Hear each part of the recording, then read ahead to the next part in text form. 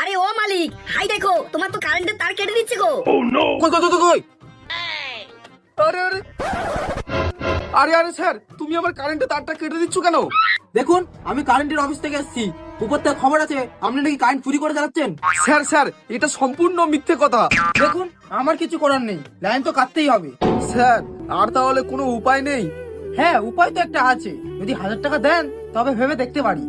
আচ্ছা ঠিক আছে স্যার, আমি আনছি।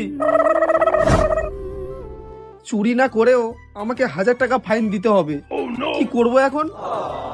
মালিক, আইডিয়া, তাড়াতাড়ি করো। স্যার, এই নিন 1000 টাকা।